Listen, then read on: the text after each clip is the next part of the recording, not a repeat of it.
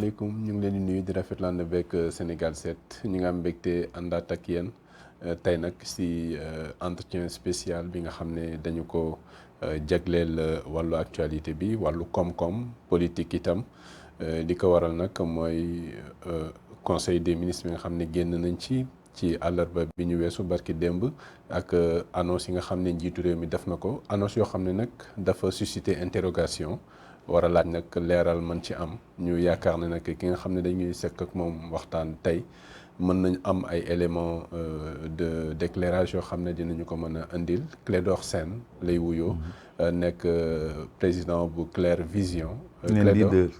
Le leader justement président leader de Clair Vision serviteur voilà donc moom il préfère l'humilité ñu ngi lay nuyu di am mbégte di la dalal ci Sénégal 7 Clédor. waaw seen serviteur Clédor Sène mu ngi am contenté aussi am jotaay waxtaan ak yow ak ñiy suivre Sénégal 7 yëpp incha allah. Alors justement dañuy démarrer rek ni ma ko waxee ci njëlbeenu kàddu yi conseil des ministres bi ñu weesu barki démb njiitu réew mi nag daal dina rek annoncé lu jëm ci wàllu budget bi 6400 milliards waaye balaa loolu am na lu ko jiitu ndax le 12 août dernier daal dina signé benn décret boo xam ne mooy modifié et complété également li nga xam ne mooy décret 2014 12 du 22 septembre 2014 bi nga xam ne dafa ñeel wàllu marché public yi ndax la mu wax décret bi mooy fexe rek ba soustraire maanaam génne ci activité des sociétés publiques secteur énergie bi génne leen ci wàllu code des marchés maanaam lépp loo xam ne code des marchés daf ko tënkee ko yenn sociétés yi société publique yenn yi nga xam ne dañuy yëngu ci wàllu énergie duñu ci bokk commentaire bi Clédor lan la. waaw commentaire bi mooy simplement mauvaise gestion parce que déggoon ngeen fi temps yële SAR passé na benn marché de gré à gré de 200 milliards. mu defoon un tollé xaw ma ndax yaa ngi koy fàttali comme titre. léegi on veut que bu loolu amee mu bañ a nekk l'objet de contrôle. donc ça veut dire que ñoom mën nañu jox marché ku leen neex mën nañu def gré à gré ku leen neex ak ku leen neex yoonu kenn nekku ci c'est pas une première fois c'est-à-dire on nous avait promis une gouvernance vertueuse.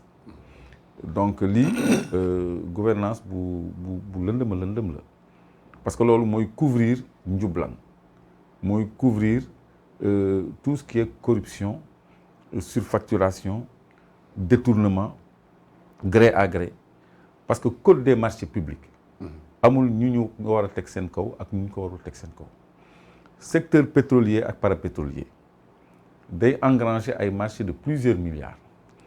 Quand tu fais des commandes d'hydrocarbures, c'est des milliards.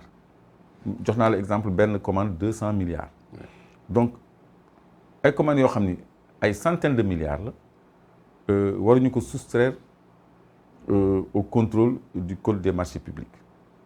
kon ñooñu comme ñëpp ñooñu sax ñooñu la ñu waroon a gën a contrôler. parce que dañuy importer ay hydrocarbures dañuy fay ay services dañuy nouer ay contrats de services et d'ingénierie ak ay sociétés parapétrolières. kon loolu ñun dañ ci war a am lu leer parce que amul benn objectivité au moment où ñu ngi aborder suñu première gouvernance pétrolière et gazière ñu waroon mettre ay garde-fous ak ay paramètres de contrôle yu leer l'ordonnateur des dépenses le président de la République ni kenn du contrôler SAR kenn du contrôler Sénélec kenn du contrôler réseau gazier du Sénégal nit ñi xamaguñ ko bu baax.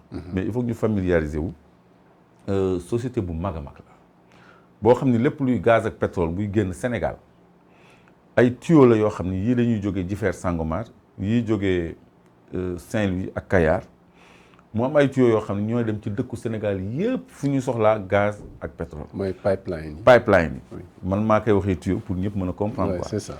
pipeline da ci am ay gazoduc ak ay oléoduc. tout à fait donc yii day génnee gaz kese yii pétrole ak gaz.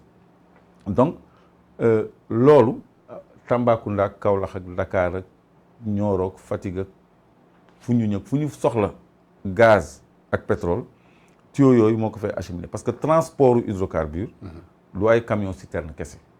donc léegi flux yooyu maanaam quantité gaz ak pétrole yi jaar ci tuyaux yi day am benn nattukaay bu ñu tuddee débitmètre boo xam ni lu jàll foofu rek da nga koy facturer bu ñu nee mètre cube temps lay fay yow da ngay natt li fay jaar ci mètre cube par jour nga fay ko léegi ñu ni ñooñu te nga xam ni toujours ñi may dénoncer te ñu moom West Africa Energy mooy Arona Dia ak Samuel Sarr ñoom ñoo nekk aussi ci réseau gazier te ñooñu c'est les intérêts de la présidence c'est le cartel de la présidence que je dénonce ñoo nekk également SAR ñoo fay nekk ay actionnaires ñoo nekk réseau gazier ñoo nekk Sénélec aussi parce que Sénélec day liggéey ak West Africa Energy di liggéey la nouvelle centrale bi nga xam ne ça fonctionne au gaz. nouvelle centrale bi fonctionne au gaz.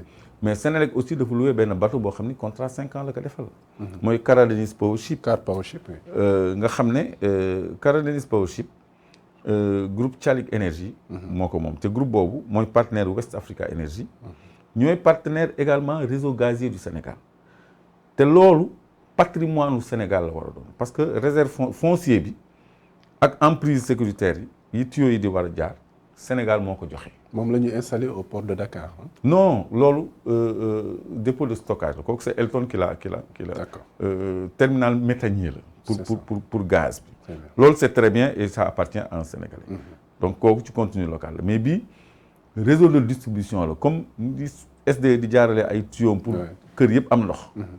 bon bii du doon ci kër yi day dem ci point de distribution et de redistribution nga baal ma de li ma taxaw ci réseau gaz yi dama bëgg nit ñi comprendre ko boole ko ci infrastructure yi compté ëllëg parce que daf ci am deal bu grave boo xam ne après dinañ ci ñëw donc ñooñu la ñu bëgg a couvrir ci seen ay transactions financières ci seen ay jëndanteeg jaayante ñu ni kenn du leen contrôler mais loolu du yoon SAR kenn du ko contrôler réseau gazier du Sénégal kenn du ko contrôler Sénélec ak ay partenaires am lu ñu mën a commander fu ñu ko mën a commander kenn du leen contrôler toutes les sociétés parapétrolières par extension kenn du leen contrôler loolu njublang la dëngate la c'est de la mauvaise gestion boo xam ni président de la République moo jël décret boobu c'est un décret illicite. oui mais est-ce que forcément c'est un manque de contrôle daf ci am parce que nee nañu dañu bëgg a alléger ces sociétés là ci procédures yu lourdes yi nga xam ne mooy jaar ci yoonu code des marchés bi. mais ça c'est toujours le prétexte. mais lourdeur administrative ça se règle pas par une absence de contrôle. doonu lii dafa yéex rek. damay bàyyi contrôle bi non da nga koy jéem a baral. mais contrôle bi moom dafa war a demeurer bu dee lenteur ak kii ñoom ñoo fi waxoon fast track. lan moo fi war a yéex kon ñoom ñoo war a débloquer xam nga def nañu unicité de caisse. mais loolu ma foi.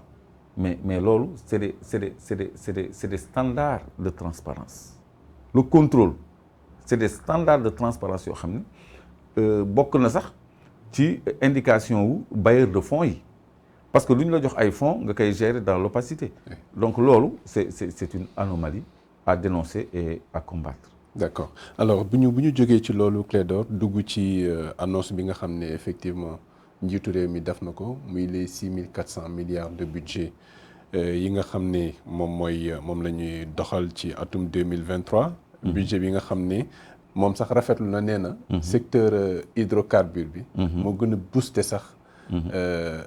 budget boobu. mais ñu bëri dañu am incompréhension par rapport ak le fait que nee nañu tàmbaleeguñu exploiter le pétrole ou le gaz de Grand Tortue Ahmeyim, le pétrole de Sangomar et pourtant on nous dit qu'effectivement ça booste l'économie loolu ni ñu ko mën a expliquer. xam nga wax bu dul dëgg.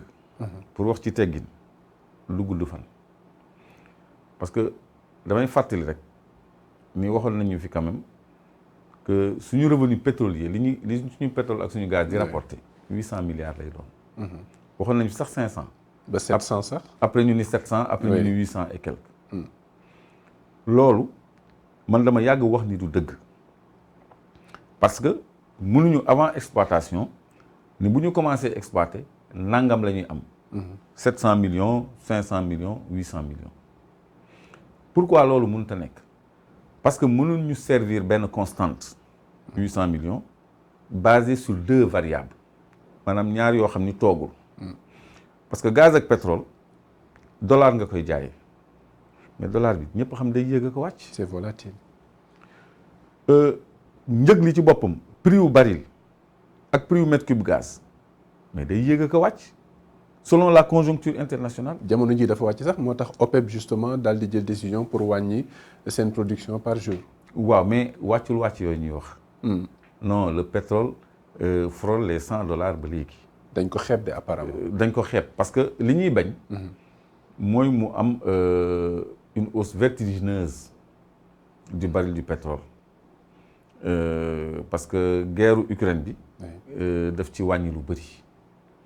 léegi dëkk bu mel ni Iran dañ ko embargo. c'est moins 2 millions de barils dans le marché mondial. Venezuela dañ ko embargo. c'est moins 1,8 million barils dans le marché mondial. par jour. par jour. Merci pour la précision. Donc boo boolee Iran Venezuela c'est moins 4 millions environ par jour de manque ci production mondiale bi. léegi nag bu naari bëggee wàccee encore seen production mais baril bi day yéeg forcément. donc pays producteurs pétrole yi ñoo ciy bénéficier comme le Sénégal qui va entrer dans sa phase de gouvernance pétrolière. Qui va être un vendeur de pétrole dans un an. Donc pour revenir parce que ñi may suivre ñu ngi réer. mënuñu xayma ni Sénégal 800 millions lay am ci pétrole am par an. parce que dollar bi day yéeg ko wàcc njëgu pétrole bi day yéeg ko wàcc mënuñu ko wax tam ci gaz bi sax ma loolu la ñuy waxoon. léegi commencé guñu sax parce que budget bi ñaata moo ci yokku 1000 milliards. donc 1000 milliards ñoom la ñu xayma woon ne bu ñu commencé exploiter loolu lañ ci am par an ren jii am nañu lu ko ëpp te commencé guñu de. léegi nag bu ñu commencé gul dafa am lu ñu tuddee amont pétrolier njëlbeenu exploitation pétrole dafa am lu ñuy wax FID. ñoom seen jargon la parce que àddina bi léegi lépp anglais la mooy Final Investment Decision. décision finale d'investissement. ci la ñuy valider contrat de service yi. ak contrat d'ingénierie yi laal compagnie parapétrolière yi ñiy liggéey autour du pétrole. léegi day am ay retombées. ak ay royalties ci contrat yi ñuy signé ak ñooñu ñëpp ñeel état du Sénégal parce que man yàgg naa wax ni ñu ngi am ay revenus pétroliers. mais dañ ma doon démentir naan ma toq génnu fi donc dërëm mënul am comme si dañuy xaar ba ñu commencer exploiter pour ay retombées doog am donc lii au moins firndeel na li ma daan wax ni ñu ngi am ay retombées. kon day tontu ci sama laaj bi aval pétrolier boobu mooy déjà ça commence à engranger des non aval pétrolier voilà. aval pétrolier oui mu ngi commencé depuis 2015 depuis 2015 ñu ngi am ay retombées ci suñu ay gisements pétroliers parce que dañu nekk en phase boo xoolee bloc Sangomar di Fer en phase d'évaluation appraising wells mooy puits d'évaluation puits yoo xam ne day génnee pétrole mais pétrole boobu considéré wuñ ko comme production commerciale dañ ko considéré comme production d'évaluation mais pour man exploitation mooy juste l'extraction de l'hydrocarbure en tête de puits nga tuddee ko évaluation nga tuddee ko production commerciale pétrole génn na est-ce que dañ koy tuur géej non donc loolu day am ay retombées actifs yi ñuy jëndanteeg jaayante état bi da ci encaissé ay xaalis ci ay droits de préemption loolu musul dugg ci budget bi musuñu xam ñaata la suñu ay études sismiques 3 dimensions total jaay nañ ko 1800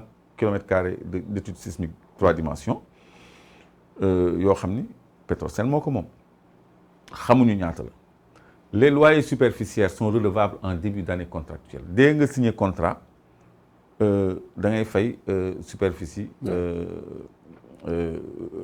nu mu tuddati lan laa wax léegi sax indemnité superficielle. donc chaque kilomètre carré dina fay environ $25 par an redevable en début d'année contractuelle maanaam boo signé ce contrat 2013 28 novembre 2013. c'est-à-dire boo signé 28 novembre 2013 rek bu fekkee ni 10 000 mètres carrés nga am nga war nga fay $25 multiplié par 10 000 doo xaar ba année bi dee mais le 28 novembre bi nga signé contrat. ci ngay fay bu 28 novembre dellu si waatee nga fayaat moo tax ñu tuddee ko année contractuelle du décembre ba décembre donc loolu. loolu yëpp ay retombées ci suñu ay revenus pétroliers léegi loolu bu ñu ko xaymaa ci 1000 milliards. ba noppi parce que daaw c'était environ 5400. ren 6400 donc 1000 moo ci yokk léegi bu fekkee ni am nañu 1000 te commencé guñu donc bu ñu commencé war nañu am lu ëpp 1000 fuuf man loolu laa mës a soutenir te loolu moo vraisemblable kon ñoom ñu ngi weddi seen bopp parce que amont pétrolier bi ñu ngi koy doog a reconnaître parce que on est en phase d'exploitation presque.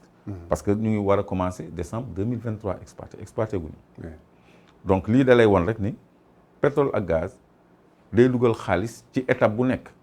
amont pétrolier mooy njëlbeen balaa lu jiitu ñuy exploiter pendant ñuy exploiter day gën a yokk te day gën a régulier ba noppi day fluctuer mënuñu ko déterminer. kon ça veut dire que xel war na dal ci ëllëg. ndegam commencé gu ñu 1000 dooleeku ci bu fekkoon ni société yooyu yëpp dinañu fay taxe état Sénégal am plus de 10%. Je crois que Sénégal mën na romb 25 000 milliards de budget très très très facilement à partir de 2025. D'accord mais wax nga ko léegi en parlant de taxe gis nañu mission bu Fonds monétaire international bi nga xam ne amal nañu ko fi andi nañu nag un peu de contradiction par rapport ak annonce bi njiitu réew mi wax par rapport à ce budget là 2023 waaye daal dina dut baaraam ci li nga xam ne mooy subvention yi sur le carburant ñoom nee nañu dafay diisal trop. dafay peser trop ci budget bi te daf koy néewal doole foofu itam ak projection yi nga xam ne wax nga ko léegi 1000 milliards yi peut-être plus alors qu'ils ont annoncé 700 par an et cetera loolu warul mën a nekk solution pour que ñu détaché wu un peu wala pour ñu am un peu d'autonomie vis-à-vis du FMI. Non, c'est-à-dire ñun dañu opter même pas pour une politique d'endettement mais pour une politique de surendettement parce que la dette avoisine les 13 000 milliards. Ouais.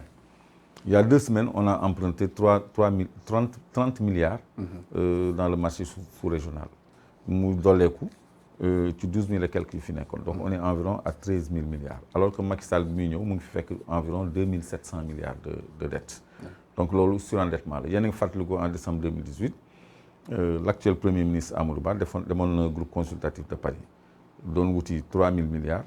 ñu lebal ko far 7 437 milliards. Le club de Paris. C'était le groupe consultatif. C'est différent du club de Paris. C'est 2 structures. Plus le club de Paris, je veux dire. Ouais, plus le club de Paris. Oui. Plus des eurobonds parce qu'après dañ ko joxoon 1200 milliards eurobonds. Yooyu yëpp c'est des politiques d'endettement qui ne reposent que sur la garantie de nos ressources naturelles. Donc, oui, mais yoo xam ne jot nañ ci am ñu ci réaliser quand même wala. Lan lañ ci réaliser. Ces infrastructures là. Lesquelles il faut les citer. Bon, les routes, il y a les routes. Les routes, c'est bon. Le TER. Le TER, c'est une mauvaise option. Le stade Diamniadio. C'est une mauvaise option. Les politiques sociales. En matière, c'est une mauvaise option. C'est-à-dire, prendre ta tablette, c'est de les 43 milliards en transfert d'argent, c'est du gâchis budgétaire et c'est de la corruption. Parce que c'est à l'endroit de ta clientèle politique. Un État sérieux ne fonctionne pas. 43 milliards nga toog nii séddale ko nii ay nit yow amoo ci de man awma ci mais ñan ñoo ci am certainement seeni nit dañ ci am. mais ñi néew doole peut-être. ñi néew doole mais ñëpp a néew doole Sénégal ñëpp a néew doole Sénégal donc loolu ay politique populiste la. ay politique clientéliste la ay gâchis. Même le nouveau budget bi ñuy wax on dit presque la moitié 43% va être réservé au social. C'est pas sérieux. C'est pas sérieux. Pourquoi cette politique d'assistanat?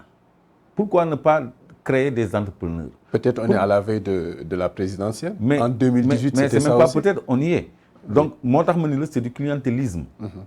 C'est de la corruption. On peut pas prendre, et ils annoncent 43%, mais ils sont capables de prendre la moitié de notre budget pour campagner ko, pour politiquer ko, pour neexalee ko seen militants, pour financer ko seen ay nit ay projets de développement sous le manteau du social. Donc loolu c'est pas une bonne option. Mais pour revenir à la question sur l'objection de la Banque mondiale par rapport à nos orientations budgétaires et par rapport à la subvention bi nga xam ni neen day alourdir parce que ñoom dañuy jàppale. ñoom li ñuy junj Macky Sall mooy Macky Sall n'a pas besoin de subventionner les hydrocarbures parce qu'il a déjà mis 65% de taxes. 10 000 gasoil wala essence boo jënd. 6 500 yi taxe la. Pour 10 000. C'est 65 000, 10 000, 6 500 yëpp taxe la.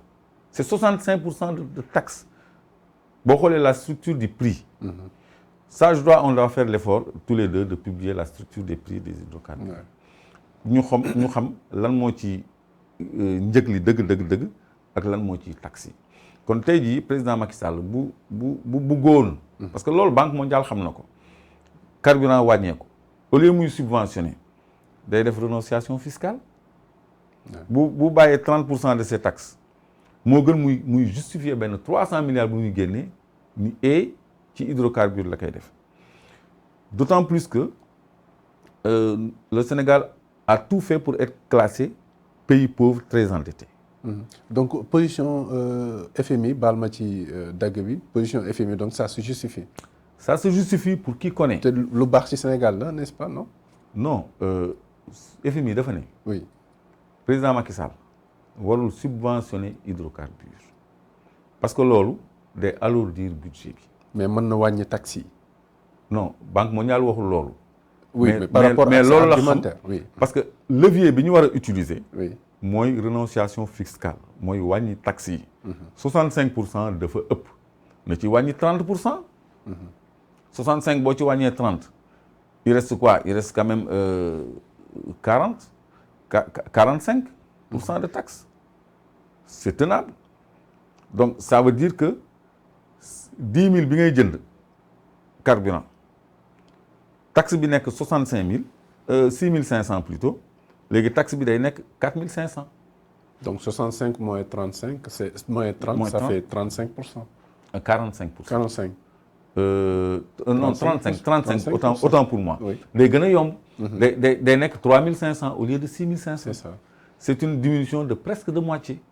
Mais loolu waa Banque mondiale xam nañ ko mais ñun ñi nga xam ni on n'a pas la gestion du pays. Macky Sall nous dit je vais prendre 300 milliards pour mettre dans le carburant alors qu'il prend 65% de taxes dans ce carburant. Donc ça veut dire qu'il prend 65% plus nos 300 milliards pour def ko ci te Banque mondiale moo leen di financer day ni non lii d'accord uñu foofu la il faut être initié pour nga xam fi Banque mondiale di waxee parce que dafa am beneen aussi instrument boo xam ne Banque mondiale moo ñu koy baaxee parce que maa ngi la naan Sénégal dafa xeex pour nekk pays pauvre très endetté dafa def tout pour ñu classer ko ci pays pauvre très endetté. À quelle fin? Parce que pays pauvre très endetté yi dañuy am ay subventions ak ay aides budgétaires yu ñu leen di allouer loolu c'est le travail de Abdoulaye Makhtar Diop auprès de Abdou Diouf alors qu'il n'était ministre ni rien du tout il a conseillé dafa conseillé Abdou Diouf pour Sénégal génn ci PMA. ñun PMA la ñu woon pays moins avancé ñun nañu def tout pour ñu classer ñu pays pauvre très endetté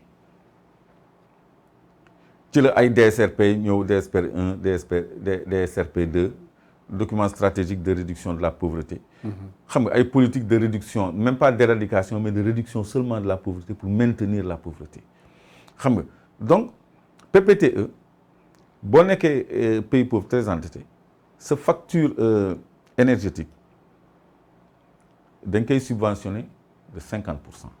maanaam booy importer pétrole ak gaz bu waree jar $100 yow $50 ngay fay donc facture pétrolière u Sénégal bu waree nekk 400 milliards Sénégal 200 milliards yi lay fay loolu Banque mondiale xam na ko parce que moom moo koy subventionné Sénégal les sachants m'écoutent donc léegi bu ñu subventionné de moitié c'est-à-dire sur 400 milliards de factures pétrolières on paye 200 milliards loolu c'était pour ñu répercuter ko au consommateur mais on n'a jamais répercuté ça au consommateur depuis Abdou Diouf benn man la boo xam ne gars yi ñoo koy séddoo Sénélec da ciy am RTS da ciy am même le Soleil da ciy am des gens des généraux dañ ciy am des gens en dehors de l'appareil d'État dañ ciy am lu ñuy séddoo la ba noppi li ñu dugal ñu teg ci ay taxes léegi Banque mondiale du nangu ñu teg ay taxes ci loolu ba pare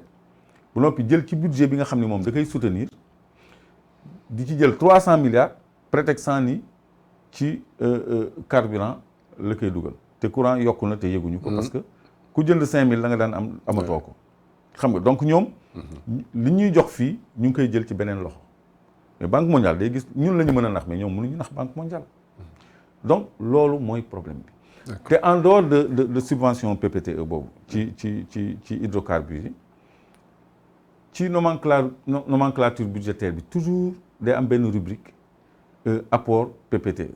day am benn rubrique boo xam ne ay milliards yoo xam ne PPTE moo ko defal Sénégal comme appui budgétaire pour jàppale ko ci budget bi donc instrument boobu plus la taxe qu'il prélève sur les hydrocarbures mais dafa bëri bu bëggee tibb 300 milliards ci 1000 milliards yi yokk ci budget bi ñu da koy dugal foofu déjà xam nga téq na dara voilà alors que il a d'autres instruments pour c'est-à-dire liggéeyaluñ ñu quoi ñoom xaalis la ñuy lijjanti. D'accord. Voilà. D'accord. Alors dañuy progresser rapidement parce qu'on va aborder un peu de politique de justice un peu. ndax jotoon nga dem fële nga xam ne mooy Sébikotane. pour rendre visite Abdou Karim Gueye si séjour carcéral am bi nga xam ne jamono ji mu ngi koy dund. On aura l'occasion de revenir sur ces aspects économiques là concernant le pétrole et le gaz. Mais visite bi nga demee ci Abdou Karim Gueye noo ko fa fekkee.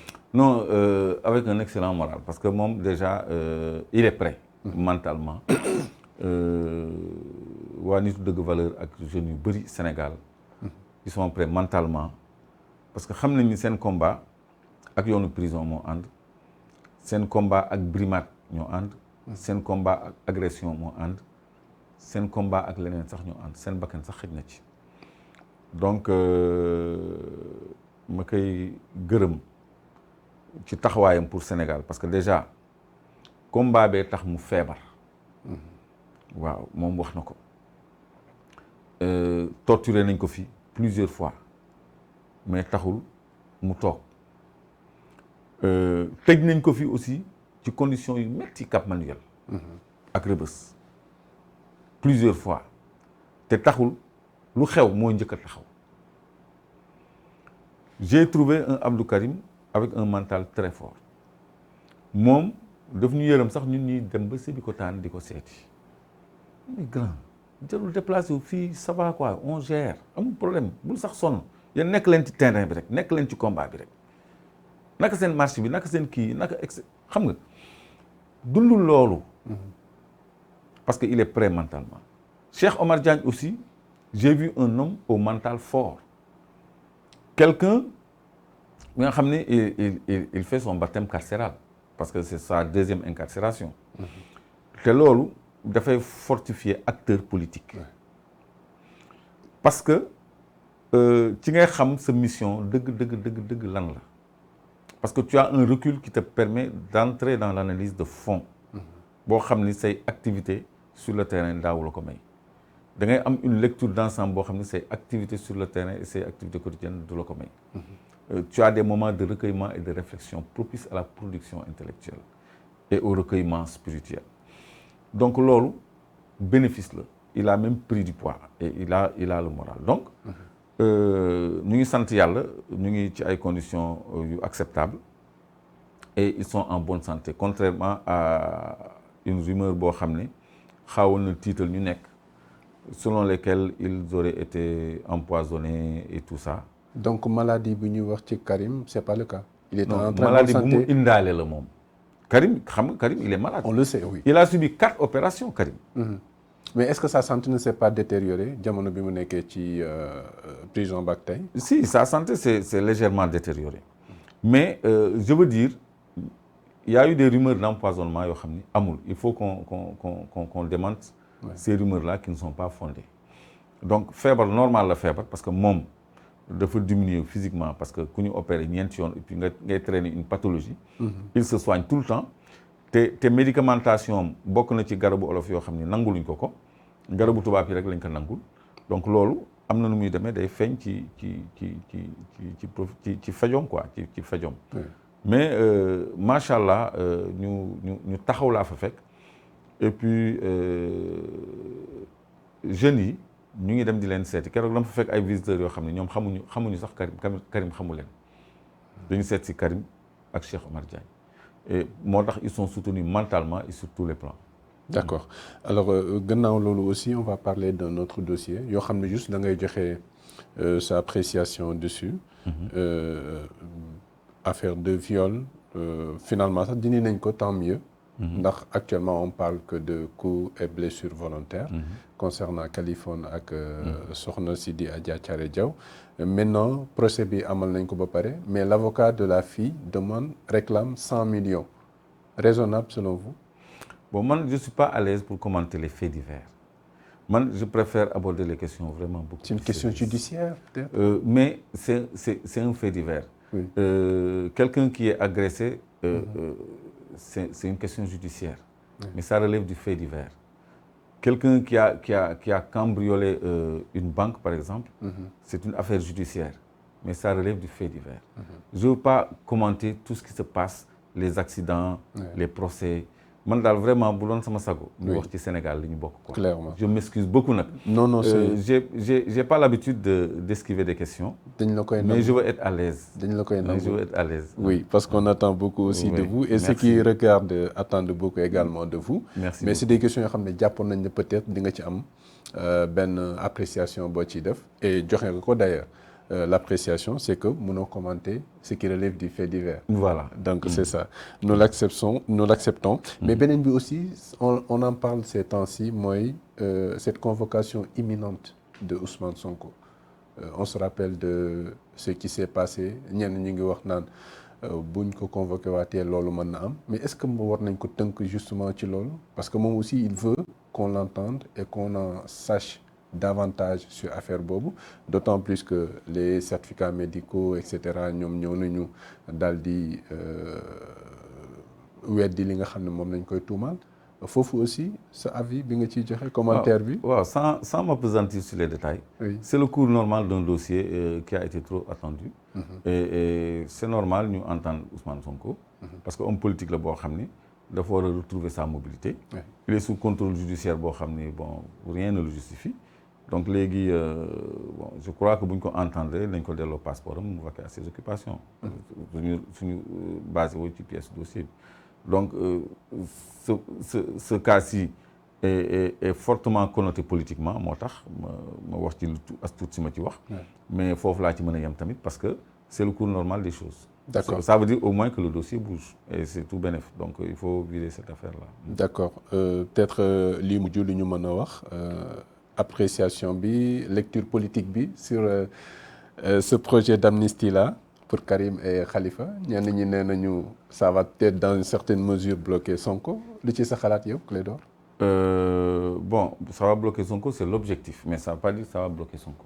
Ça veut dire que ça va ouvrir le jeu su fekkee ni réhabilité nañu, je dis bien réhabilité nañu Karim ak Khalifa. Et c'est normal que ñooñu recouvrer leurs droits civiques et politiques. Parce que dañu instrumentaliser justice pour écarter excusez-moi pour écarter leen ci ay élections. Parce qu'en 2019 Macky n'avait pas candidat plus sérieux que Karim et Khalifa Sall. Dafa xeeboon Sonko moo tax mu bàyyi Sonko jàll. Bu ko wóoroon ni Sonko dina ko indil problème bi Sonko du woon sax jàll du woon sax dañ koy recaler par des parrainages son filtre. En 2019. Mais dafa ni woon bon Sonko amul ngaañ da ko yàggoon a xeeb nag. C'est maintenant qu'il le prend au sérieux. Donc Karim la ragaloon ak Khalifa ñooñu la faagaagal pour ne pas les avoir en face de lui. Et ça c'est malsain. C'est pas de la politique. C'est de la dictature. Donc ñooñu ñu réhabiliter leen c'est une bonne chose. Léegi nag il faut étudier yan voie lañ leen di réhabiliter kooku maa ngi ci ñëw.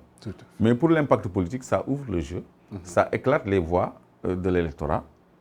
Et Macky Sall mi koy def dafa bëgg rek briser bipolarité bi am entre moom ak Ousmane Sonko. Macky Sonko la ñuy wax léegi bu ñu waxee Macky Karim Khalifa Sonko dootul doon ñoom ñaar rek. Déjà pour moom xam nga Karim bu bokkul ci élection. Karim si mën nañu voter Ousmane Sonko lu ñu voter Macky Sall. Parce que ñoo tout sauf Macky lay doon. Khalifa bu ñëwul ci jeu politique bi mais waa taxawul Dakar lu ñu voter Benno Bokk Yaakaar je crois. Candidat opposition bi la ñuy voter il s'appellera Ousmane Sonko. Donc raisonnement bi Macky Sall def mooy bu Khalifa taxawee waa taxawul Dakar lu ñu voter Sonko Khalifa la ñuy voter. Bu Karim taxawee les karimistes du ñu voter Sonko Karim la ñuy voter. donc Sonko au moins dina am ay voix yu wàññeeku ci moom c'est logique mais ñoom li ñu xamul mooy léegi les choses ne se jouent plus dans les états-majors c'est les populations qui décident la masse silencieuse là l'importante masse silencieuse ñoom ñooy décider gis nga au sommet mën nañu def n'importe quelle combinaison mais c'est l'électeur qui a le dernier mot c'est le peuple qui a le dernier mot te choix am amul benn combinaison bu ko mën a dévier ki nga xam ne moom projet Pastef la gëm bu Karim ñëwee nekk candidat Malick Gakou nekk candidat Khalifa Sall nekk candidat keneen ak keneen nekk candidat ku gëm Pastef lay voté dina am quelques voix nag yu wàññeeku ci moom mais c'est des voix de militants mais le citoyen parce que tous les hommes politiques ñi ëpp ci seen électorat c'est les sympathisants c'est pas les militants ils sont infimes erreur boobu la analyste yu bëri di def donc ces sympathisants votent maintenant utile yow mën nga bëgg Ablaye Wade ba dof xam ni Pikine yéena ko moom xam ni Dakar mën ngeen ko conquérir mais ñu ni la Dakar voteel quand même Yewwi Askan Wi fekk yow Ablaye Wade nga gëm mais di nga jël sa carte xëy na jiboowoo ak Ousmane Sonko sax xëy na bëggoo sax Ousmane Sonko mais comme jox nañ la consigne pour voteel Wallu gox bi ci Yewwi ngay dugal ñoom respecté nañ ko waa Yewwi Askan Wi kan moo mujjee gagné Touba avant les législatives du Yewwi Askan Wi mais ci législatives yi ñoom dañ ko bàyyee PDS loolu compromis la léegi ñoom seen Cheikh Thioro ñoom ñu xam li ñu liggéey Touba jàpp ni ñoom mën nañoo gagné Touba wala ñu am fa ballottage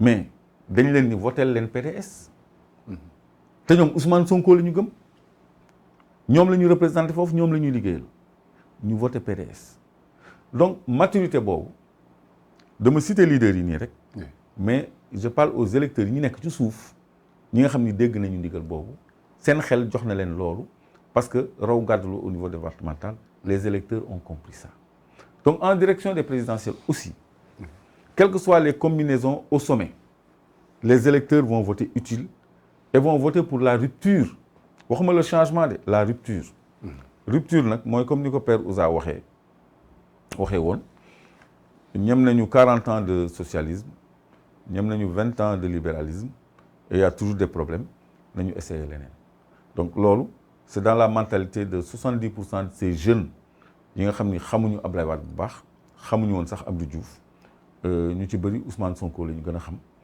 donc wala bu ñu xamee ñi jiitu aussi amuñu ci image bu rafet ñooñu ils vont opter et ils vont voter pour la rupture. D'accord mais pour terminer revenons si amnistie bi est-ce que. Voilà j'ai oublié de répondre sur ce point. Oui bon léegi pour Khalifa ak Karim recouvrer seen droit. Est-ce que par amnistie la war a doon man je le crois pas parce que amnistie bi c'est lourd de danger. Parce que c'est un piège. Ouais. Mais ñëpp bëgg acteurs yooyu quand même dellu si dans le jeu politique parce que je disais tantôt que ñoom Assemblée nationale mën na voter simplement loi d'habilitation nga xam ni day nekk ad nominem dañu ni Karim Wade defal nañ ko amnistie fiscale par exemple ci 138 milliards yi ñu ko daanoon parce que loolu mooy problème am moom li ci des mën nañ ko régler ci code électoral bi L30 L57. Donc code électoral bi ça suffit pas. Ça suffit pas pour Karim. Pour Karim, d'accord. Parce que pour Khalifa ça suffit bu ñu modifier L30. L30 moo ni même boo amee un mois sur parce que loolu revendication opposition bi woon ci dialogue politique bi. C'est l'ex L29. Parce que je veux pas que les gens se perdent L29 moo nekk L30 ci code nouveau bi. Code ancien bi c'était L29 mais c'est la même disposition. bi apporter ay restrictions ci yenn candidats yi nga xam ni dañu am ay condamnations. Donc boobu bu ñu ko modifier ak L57 bi naan tout Sénégalais électeur en lieu et place de tout Sénégalais a le droit de concourir au suffrage des citoyens. Mais boo dugalee tout Sénégalais électeur mooy koo xam ne bindu na loolu dañ ko dugaloon uniquement pour benn nit muy Karim Meïssa Wade parce que inscrire na au Koweït ba produire vidéo boo xam ne gis nañ ñu jox ko récépissé mais ministère de l'intérieur moo def benn conférence de presse annuler inscription boobu pour déchoir ko de son statut d'électeur donc L57 nouveau dal ci kaw. muy mel ni Côte d'Ivoire rek le et le ou. Oui. Tout Ivoirien de père ou de mère est ivoirien, tout citoyen de père ou de mère ivoirien. Gbagbo ñëw dindi ou bi ni de père et de mère. Alors que Ouattara papam n'était pas ivoirien, donc on a pensé que loolu la visé woon mu indi woon ay conflits. Donc la question d'ivoirité. D'ivoirité, voilà. Léegi fii tamit tout Sénégalais électeur au lieu de tout Sénégalais dañ ko dugal uniquement pour Karim. benn glissement bu sew sémantique bu sew la. mais dafa am incidence juridique ak électorale. donc bu ñu defee modification yooyu dina doy pour Khalifa Sall. mais en plus Karim dafa am benn amende dañ ko alamaan 138 milliards avec contrainte par corps contrainte par corps mooy boo fayul dañ lay tëj donc ku ñu tëj mënul nekk candidat. mën na sax nekk candidat mais du am avantage wu mën a battre campagne par exemple. mën a impliqué wu di solliciter suffrage des citoyens loolu injustice la ba léegi donc loolu mën nañ ko amnistier sur le plan pécuniaire parce que yàgg nga dégg ay amnistie fiscale yu ñuy def donc foofu laay waxee donc Khalifa Sall aussi mën nañ ko réhabiliter par une loi parce que décret bi Macky Sall jël pour révoquer ko et c'est méchant un décret de révocation pour quelqu'un qui a déjà été condamné mën na abroger décret parce que yàgg nga dégg décret tel abrogeant bi nga ma citeel sax ci code des marchés publics bi décret bu dindi beneen décret la kon loolu Macky mën na ko régler léegi mu des code électoral bi bu ñu nettoyer article 30 article 30 dañ ko war a sax supprimer purement et simplement léegi loolu bu ñu ko defoon Khalifa day bokk léegi amnistie nag c'est la boîte aux Pandore parce que amnistie du viser ay nit ay faits lay visé Khalifa détournement de deniers publics ou escroquerie sur les détournements de deniers sur les deniers publics plutôt Karim Wade enrichissement illicite léegi bu ñuy tëgg loi d'amnistie dañu naan par exemple je donne juste un exemple sont amnistiés de plein droit toute personne ayant commis le délit d'enrichissement illicite ou de détournement de deniers publics de 2012 à 2022 wala de 2000 à 2022 cadrage temporel. donc léegi ñëpp ñi nga xam ne commettre nañu délit boobu dañ leen di amnistier waale loolu moo grave par exemple président Macky Sall il est passible de la CREI tu sais parce qu'il est venu avec 8 milliards qu'il ne peut pas justifier autrement que dañ ma ko may te que mu ni daf ko may nee na waxul dëgg. xam nga kooku c'est un dossier à la CREI léegi kooku parce que dañ naan souvent président haute cour de justice rek moo ko mën a àtte c'est pas vrai pour Macky Sall c'est pas vrai Macky Sall avant muy nekk président la def déclaration de patrimoine ni 8 milliards la am foo ko jëlee Ablaye Wade moo ma ko may Ablaye Wade ni c'est faux xam nga loolu c'est un dossier te amul privilège de juridiction parce que booba nekkul chef de l'État kon du haute cour de justice du haute trahison lañ koy toppee mais enrichissement illicite te moom bosam du am sax enquête xam nga bu Karim dem nañu xool alalu Bibo Bourgi xool alalu xawma ku sant Pouy jël avion dem Monaco jël avion dem Singapour def ay enquêtes ça a duré plus d'une année en tout cas presque 2 ans mais bii bu Macky Sall bii du mat une semaine parce qu'il a déposé un acte à la plus haute juridiction conseil constitutionnel bu mu ni may nañ ko 8 milliards te CREI le don n'est pas permis may amu fa kon loolu moom lan lay tontu bu ñu ko joxee mise en demeure du bind 2 feuilles dañ ma ko may justifier ni dañ la ko may mënoo bind 2 feuilles sa avocat mënu la ci génnee sa avocat lu muy wax yow yaa wax dañ la ko may ba noppi conseil constitutionnel nga ko déposé kon tey jii bu ñu defee amnistie Macky Sall mooy premier bénéficiaire bi plus maintenant les Aliou Sall les Mame Mbaye Niang les Ousmane Anne ñi rapport épinglé yëpp pour enrichissement tout le monde mënuma leen lim c'est une longue liste Dakar Dem Dikk non c'est une longue liste ay poste ay même SAR seen 200 milliards de gré à gré bi ak li ñu leen defal nii plus les décrets illicites donc loolu day tax reddition de compte bi nga xam ne Sénégal dafa toll gis nga reddition de compte ñu laaj yëpp. régime Macky Sall mooy reddition de compte bi war a gën a nekk demande sociale parce que dañu dilapider suñu ay ressources comme c'est pas possible c'est des milliers et des milliers de milliards la ñu jàddal un Farba Ngom qui égare buy réeral presque 900 milliards ci këram. réeral 900 millions. 900 millions excuse-moi. damay rectifier na nga parce que man des fois je m'entends pas parler.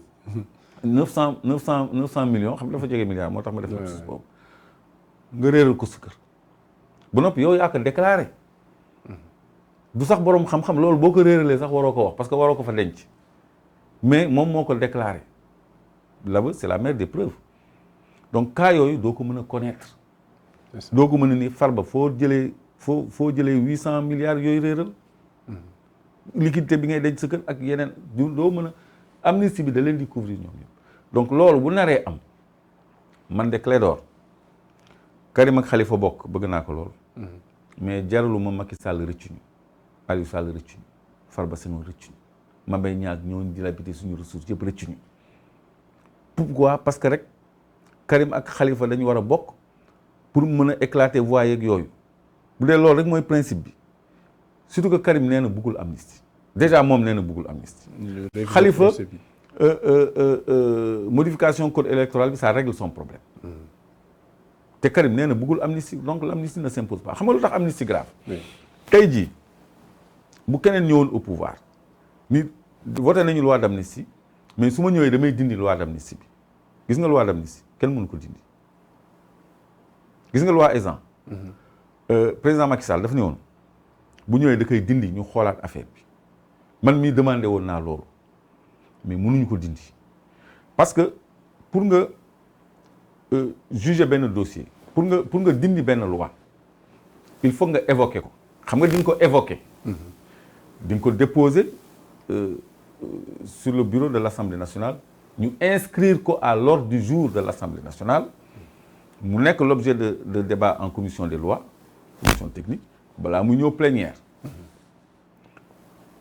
évocation boobu sax mënoo ko ci loi d'amnistie parce que loi d'amnistie dafa am benn verrou bu sérieux parce que li ko tax a jóg mooy les crimes de guerre les génocides affaire yoo xam ni moo gën a rëy affaire élection quoi affaire Karim Wade ak affaire Khalifa Sall loolu moo indi à l'origine moo nekk à l'origine des lois d'amnistie wala ay régime sanguinaire yoo xam ne bëgg nañu sele jàmm mais pour jàmm ji am il faut que ñu bañ leen a topp ci ñaawteef yu ñaaw yu ñu defoon xam nga donc loolu moo indi amnistie ndegam amnistie ñooñu la mën a protéger xam nga délit yooyu moo gën a grave ay génocide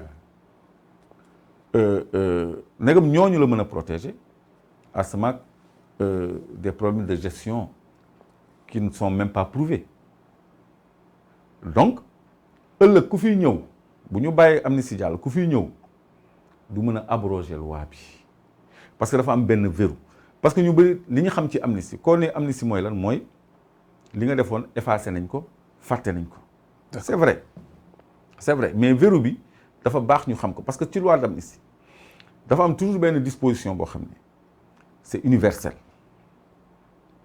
dañu ni ci disposition bi dañu ni il est interdit moo tax mënuñu ko évoquer il est interdit à tout magistrat tere nañu bépp magistrat à tout fonctionnaire ak bépp fonctionnaire de mentionner verbalement ou par écrit mu mandargaal ci kàddu wala ci lu ñu bind implicitement ou explicitement ci lu leer wala sax ci lu ñu junj les faits amnistiés sous réserve de 2 dispositions du code de procédure pénale donc loolu mooy caabi ci double tour la donc le magistrat lui est interdit d'invoquer le dossier le fonctionnaire maanaam les inspecteurs les commissaires les commandants waa section de recherche etc. ak tout autre fonctionnaire les magistrats c'est des fonctionnaires xam nga mënuñu ko évoquer les officiers mënuñu ko évoquer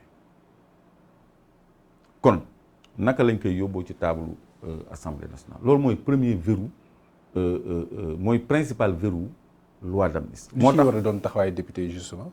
non député yi mënuñ ci dara c'est-à-dire bu ñu ko voté woon mënuñ ci dara mais taxawaayu député yi fi mu nekk nii.